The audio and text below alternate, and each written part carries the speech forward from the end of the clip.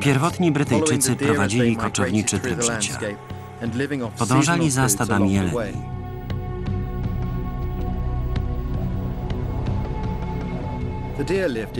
Latem jelenie przenosiły się na wyższe tereny.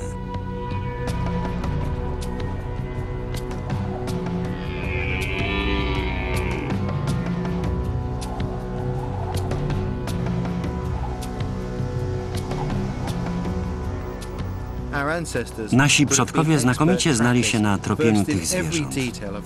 Plemiona, które polują do dziś, posiadają te same umiejętności.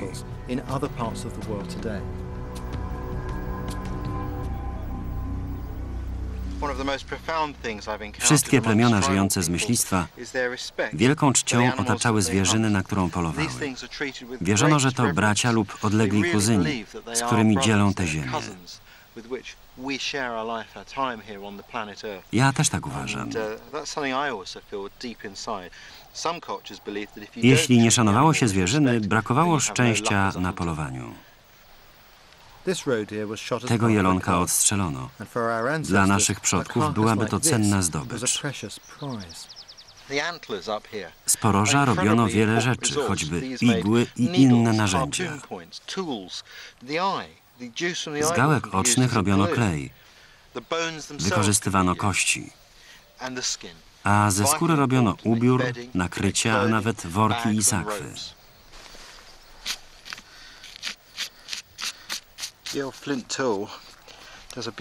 W tym przypadku wykorzystuje krzemień jak ostry nóż. Znakomite narzędzie. To nie jest kość, to ścięgno. Niezwykle mocny materiał. Trzeba to wysuszyć, a potem utłuc, by uzyskać pojedyncze włókna. Można je wykorzystać do zszywania fragmentów ubrań albo innych rzeczy, które trzeba mocno połączyć. To właśnie tym włóknom jelenie zawdzięczają swoją zwinność. Dlatego są tak mocne.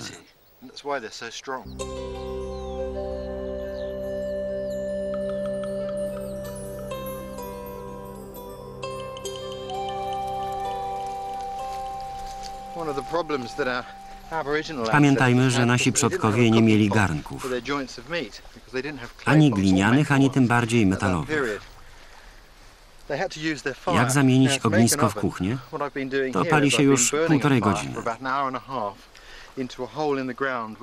Wcześniej nieckę w ziemi wyłożyłem płaskimi kamieniami. To na nich upiekę mięso. Teraz trzeba je tylko odsłonić. Kamienie już są rozgrzane.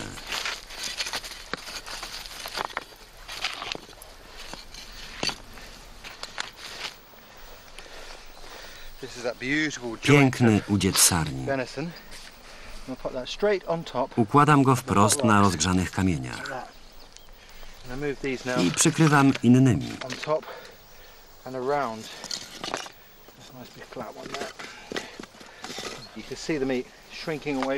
Mięso już zaczyna się kurczyć.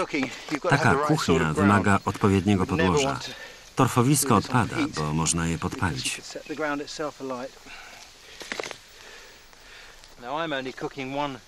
Ja piekę tylko jeden udziec, ale w ten sposób można upiec całą sarnę. A nawet kilka sztuk. Na wielkie plemienne przyjęcie. Jeszcze tylko przykrywka.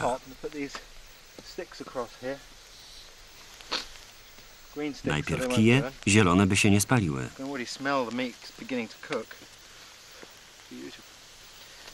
Już czuję zapach mięsa. Teraz nakryję mchem.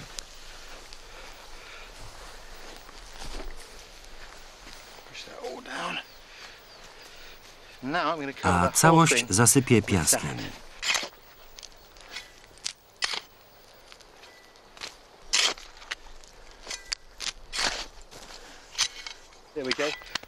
Piasek uszczelni tę pokrywkę. To jeden udziec sarni. Potrzeba 2,5 godziny, by dobrze się upiekł. A teraz przystawka z ery kamienia łupanego.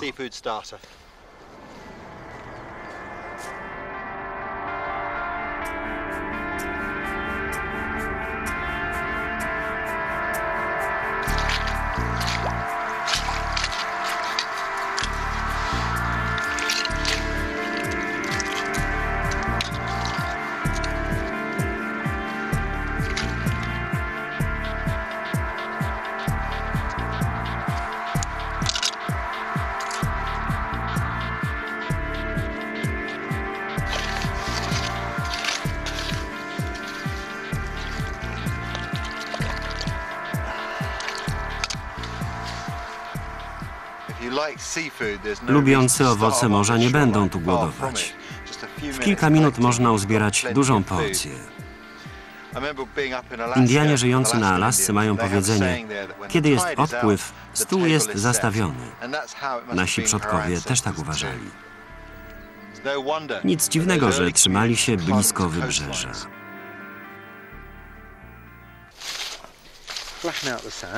Wygładzamy piasek. Mam tu kilka ładnych małż. Bardzo duże sztuki. Wszystko równo sobie układamy.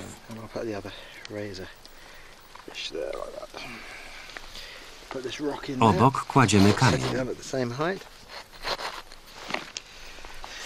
I całość zasypujemy gorącymi popiołami.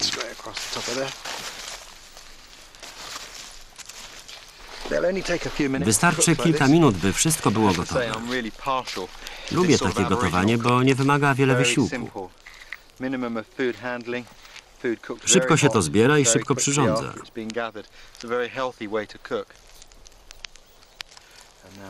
Teraz muszę przegarnąć popiół.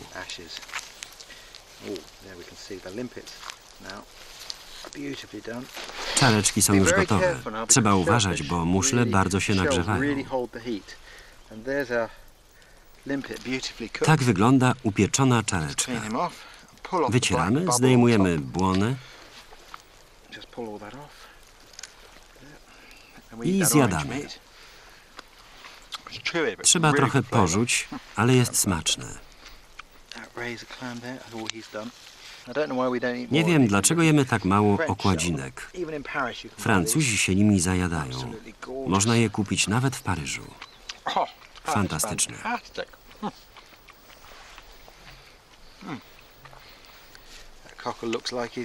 Sercówka też jest już gotowa. To mój ulubiony owoc morza. Prawdziwy smak oceanu.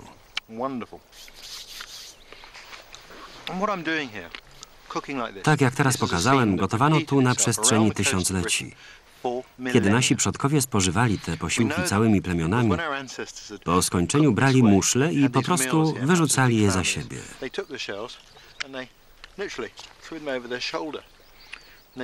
Robili to tak długo, że usypali ogromne kopce. Pozostałości po posiłkach zjadanych przez tysiące lat. Największe są tutaj u zachodnich wybrzeży Szkocji. W tych kopcach można znaleźć także inne rzeczy. Kości saren i dzików, a nawet fok. To świadczy o różnorodności diety naszych przodków.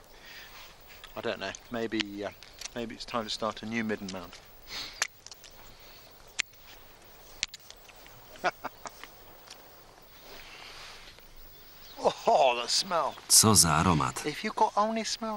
Żałujcie. Kije też się upiekły. Mięso wygląda na gotowe.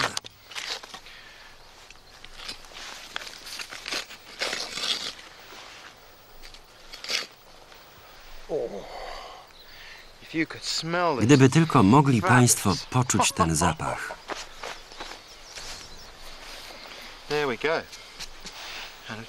Teraz przyda się krzemień i możemy zacząć kroić.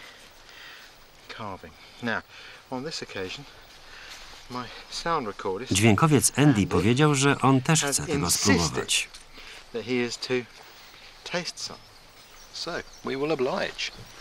Proszę, częstuj się.